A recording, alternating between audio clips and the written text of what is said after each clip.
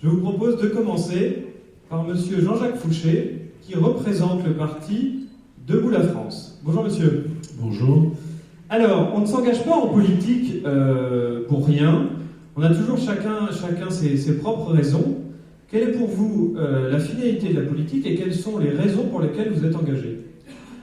Alors, tout d'abord, je voudrais dire que je déplore l'absence des 8 autres têtes de liste ce soir. Vous pouvez. Après les attaques que notre pays a subies, il me semble que faire vivre le débat démocratique est un acte essentiel de résistance face à la barbarie. Voilà ce que je voulais dire en premier.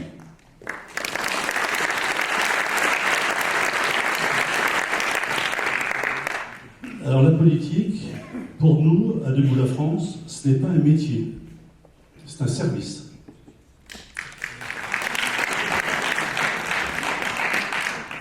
La politique, en fait, c'est s'occuper des affaires publiques. Et tout le monde a le droit et le devoir d'y entrer.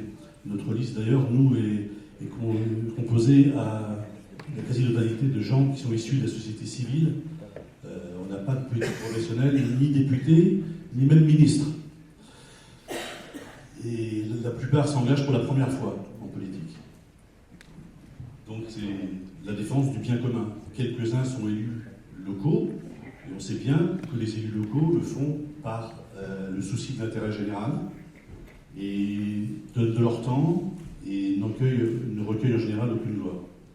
Donc voilà le sens de notre engagement. C'est ça, c'est la défense du bien commun et de l'intérêt général. Je pense que dans toute action, dans toute prise de décision, dans toute réflexion, la colonne vertébrale doit être « Est-ce que je défends l'intérêt général ?»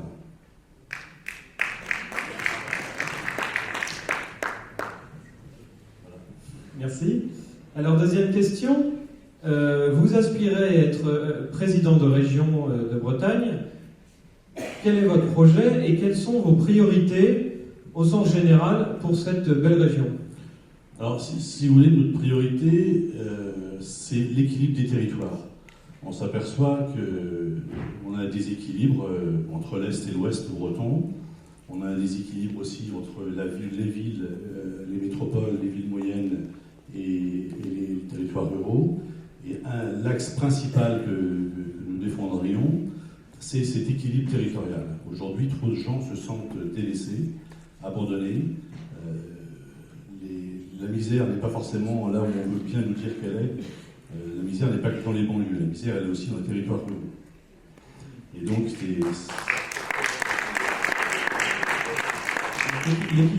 c'est un axe important. Donc là encore, c'est une colonne vertébrale de cette idée générale découle après toutes les politiques dont s'occupe la région, à savoir les transports. Bon, l'équilibre du territoire, c'est quand même une grosse part du budget. Les transports font aussi partie de cet équilibre-là, de cette recherche de l'équilibre. Par l'intervention des différentes subventions, on peut aussi revitaliser certains secteurs ruraux qui sont à la bombe. Bon, ça, c'est la première chose. Après, il faut se tourner vers la mer. On a la chance en Bretagne d'avoir la plus grosse façade maritime. Exploitons-le. Par notre pêche, bien entendu, qui souffre beaucoup de décisions nationales et aussi européennes. On a des ressources énergétiques qui peuvent être développées. On a la chance en Bretagne d'avoir, grâce au général de Gaulle, dont nous nous réclamons et qui inspire notre politique générale, la chance d'avoir eu la première usine marémotrice au monde. Aujourd'hui, les technologies font qu'on pourrait développer certainement beaucoup plus cette énergie hydrolienne, à savoir en plus qu'on a des entreprises, une notamment à Quimper, qui fabrique des hydroliennes, et qui pourraient être une des ressources énergétiques pour la Bretagne, qui en manque cruellement, puisqu'on a un déficit énergétique en Bretagne. Donc, tournons-nous vers la mer. Un soutien indispensable à notre agriculture, qui est vital à notre région. Je discutais pendant la campagne avec un maire de Centre-Bretagne qui me disait si l'agriculture lâche, on est mort. Donc ça me semble effectivement important que notre agriculture soit soutenue, même si malheureusement au niveau européen, au niveau national, on a abandonné toute idée de régulation qui me semble être pourtant indispensable pour la santé de nos agriculteurs. Voilà, en quelques mots, les idées principales. Merci. Alors, comme nous l'a rappelé Hubert, nous sommes très attachés à la Manif pour tous, à la famille. Alors, quelle conception de la famille guide votre action politique? Et quel est, selon vous, le contexte le plus propice à l'épanouissement des enfants? Alors, vous savez, comme effectivement vous l'avez précisé, les questions on les avait, donc j'ai fait un petit exercice, j'ai ouvert l'encyclopédie, pas trop récente parce que j'ai eu peur qu'elle soit changée, de 2007.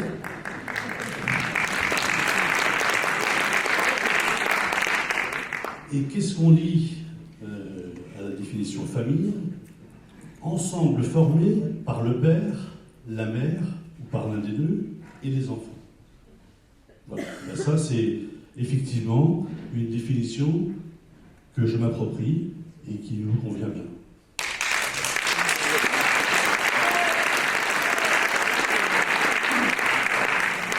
Je préciserai en plus que de la même façon que la commune est la cellule de base de la démocratie, la famille est la cellule de base de toute vie en société.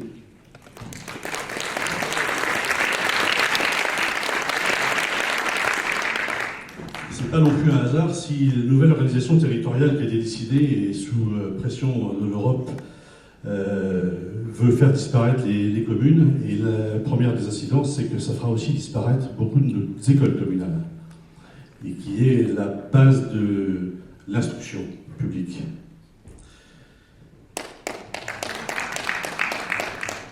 Donc là, la richesse d'un pays, c'est sa jeunesse. Et un enfant n'est pas éduqué par l'État, il est éduqué par sa famille.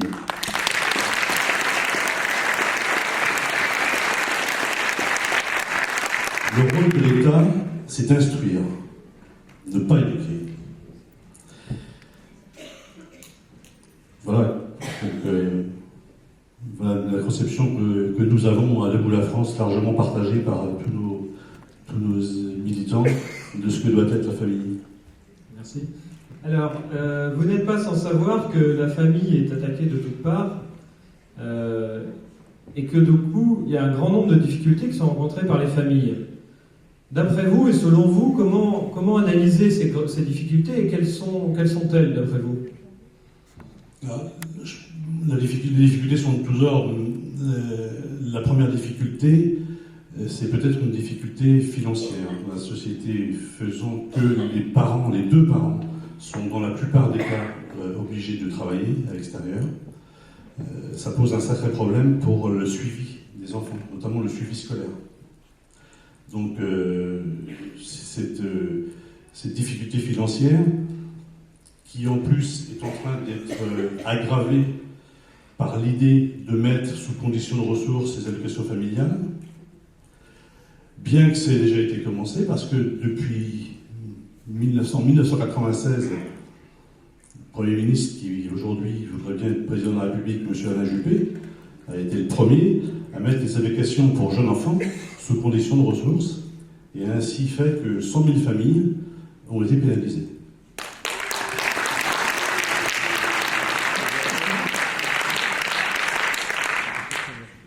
Donc la difficulté que les parents puissent suivre leurs enfants, la scolarité de leurs enfants, est une des grosses difficultés. La difficulté financière étant aussi un blocage pour la famille, parce que souvent, le deuxième ou le troisième enfant, la famille réfléchit parce qu'ils ne se sont plus soutenus justement financièrement par l'État. Donc il serait bien de remettre en place à minima ce qui existait avant.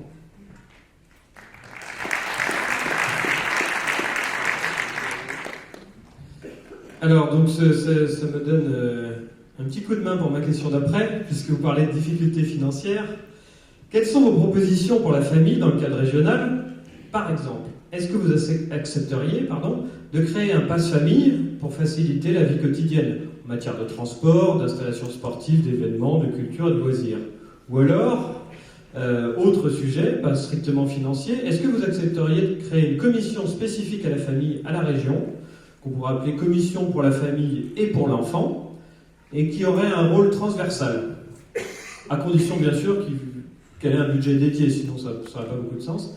Voilà. Est-ce que Passe Famille, c'est quelque chose que vous reprenez à votre compte, et est-ce qu'une commission famille pour la famille et pour l'enfant, ça fait partie de vos projets pour la région Bretagne?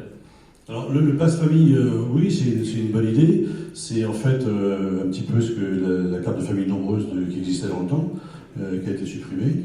Oui, qui a été modifiée. Enfin, donc oui, effectivement, au niveau régional, on pourrait envisager de faire un Passe Famille pour faciliter la vie quotidienne des familles. Comme je disais, les parents sont malheureusement obligés de travailler tous les deux souvent.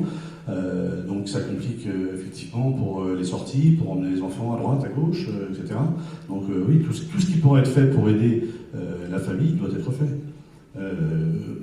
Les compétences du conseil régional aussi sont pour le transport, donc assurer aussi un transport décent des enfants, notamment aussi encore là en zone rurale, parce que souvent les enfants font une demi-heure de route aller et retour de l'école. Donc au moins qu'ils soient faits dans de bonnes conditions. Je pense aussi à une chose qui ne dépend pas vraiment du conseil régional, mais qui peut être aidée sous une forme de subvention, c'est l'accueil de la petite enfance. Parce que ça pose aussi un problème pour les parents qui travaillent, et de pouvoir avoir un service d'accueil de jeunes enfants qui soit... Ça pourrait être au titre du développement économique. Ça pourrait être au titre du développement économique, ça peut être au titre de la politique territoriale avec les différentes communes, puisque c'est plutôt une politique municipale. Voilà. Et vous n'avez pas repris la proposition de commission famille? Ah oui, la commission famille, oui, ça permettrait d'avoir effectivement... De toute façon, je pense que le conseil régional, ou toute entité politique, comme je disais, qui doit travailler dans l'intérêt général, et c'est aussi l'intérêt des élus, c'est de pouvoir s'appuyer sur des relais sociaux de gens qui vivent. Donc, aussi bien pour certaines autres associations que pour effectivement les associations de famille qui pourraient être transversales pour s'occuper effectivement des enfants. Mais je pense aussi que la famille, c'est le père, la mère et les enfants, mais c'est aussi des grands-parents. Et c'est aussi un aspect qu'il ne faut pas oublier.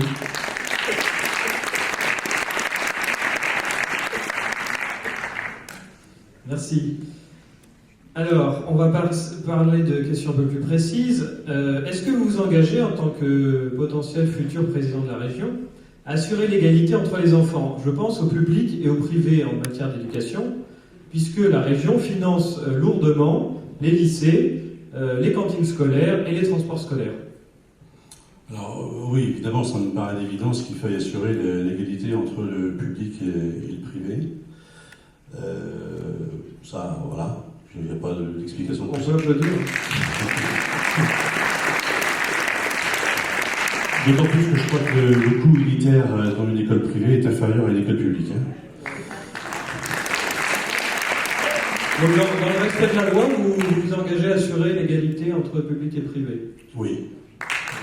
D'ailleurs, je vais faire une confidence, c'est que je suis élu local donc d'une petite commune, et on n'a qu'une école, comme souvent c'est le cas dans les petites communes, on n'a qu'une école qui se trouve être privée, et on s'attache déjà à reprendre le référentiel du coût unitaire de l'école publique pour l'appliquer à l'école privée. Donc ce qui se fait dans une commune, on comprend le capot au niveau régional.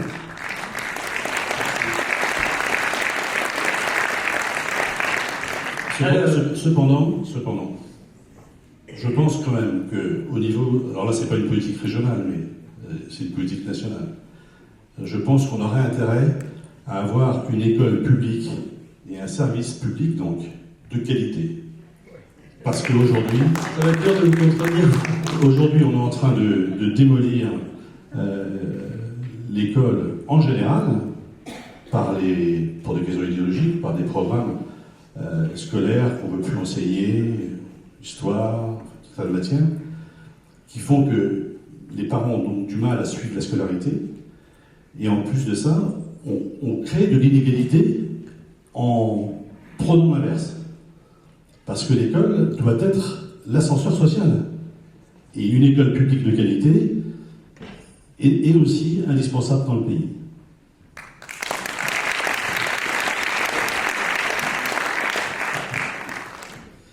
Alors, abordons le sujet qui fait toujours grincer des dents, c'est les subventions. Il y a une grande opacité, habituellement, à quelques régions près, quelques exceptions près, une grande opacité sur l'attribution des subventions. Selon quels critères et quelles modalités accorderiez-vous des subventions? Êtes-vous prêt, par exemple, à jouer la totale transparence en publiant la liste des associations et le descriptif des projets soutenus par la région? Alors, la question des subventions, je suis allé faire un petit tour dans le budget de la région, qui est quand même un exercice un peu particulier, parce que c'est très compliqué de s'y retrouver. Les subventions, nombreuses, doivent être vues, et pas que au niveau de ce qui concerne la partie familiale. Alors, dans le conseil régional, il y a un moment où on a effectivement tout un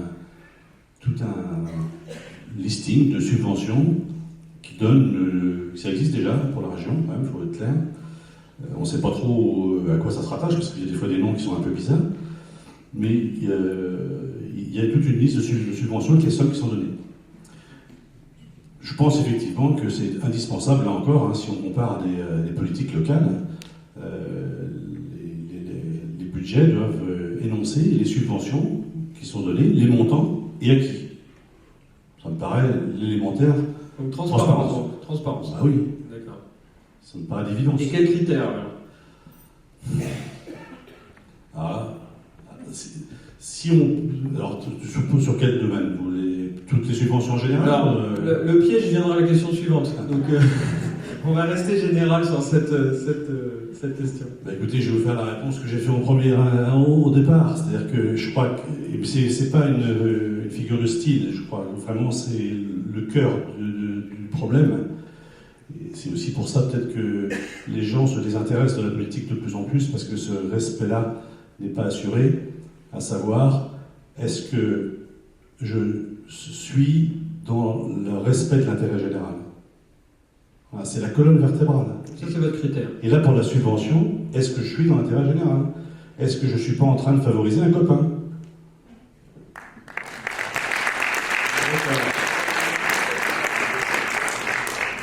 Donc ça m'ouvre la porte, merci. Pour la question suivante, assumeriez-vous de stopper des financements d'actions ou d'organismes agissant à l'encontre du respect de la réalité humaine homme-femme, par exemple, ou de l'intérêt supérieur de l'enfant ou de la famille?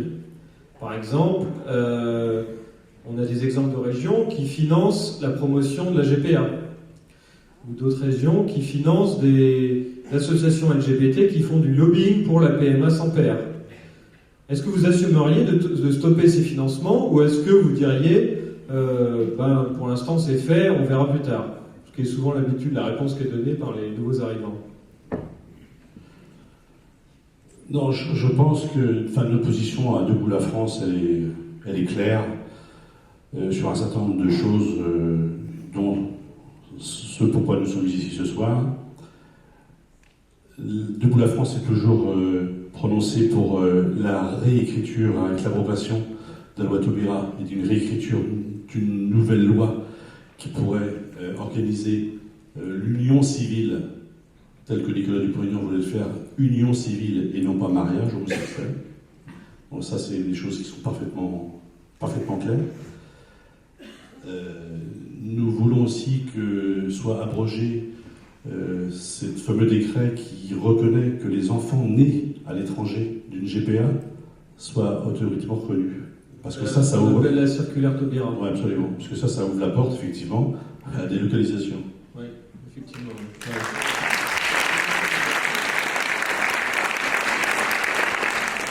Donc au niveau régional, oui, sans hésitation, je pense que nous ne devons pas financer ce genre de lobbying. Parce que, encore une fois, ils ne répondent pas à l'intérêt général. C'est la défense particulière. Merci. Alors, deuxième question, la plus facile. Quel est votre message à l'intention des familles? Vous avez le droit d'épuiser votre crédit temps sur cette, je vous préviendrai, sur cette question, puisque c'est la dernière question. Vous pouvez parler donc des familles, de la PMA, de la GPA et de la loi Taubira, mais vous en avez déjà abordé si c'est votre sujet, ou de tout autre sujet si vous pensez que c'est un rapport avec notre thématique de ce soir. Bah écoutez, je vous dirais, famille, je vous aime.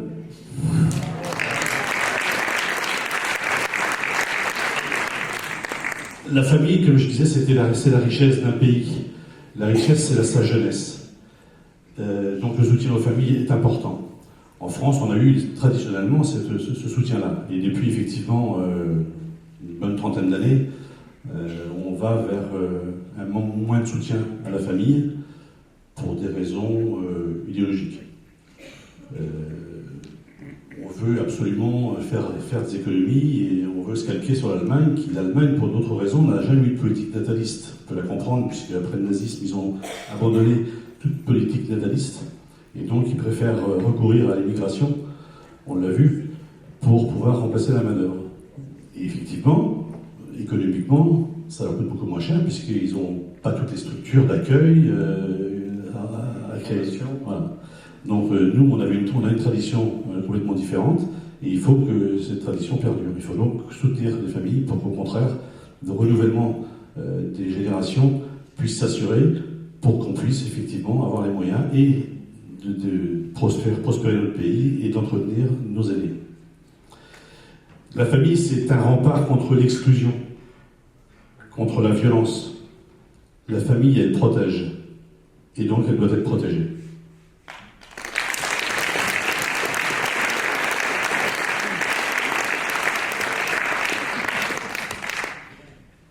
Donc, Monsieur Fouché, vous êtes candidat pour le mouvement Debout la France. Merci beaucoup. Merci à vous.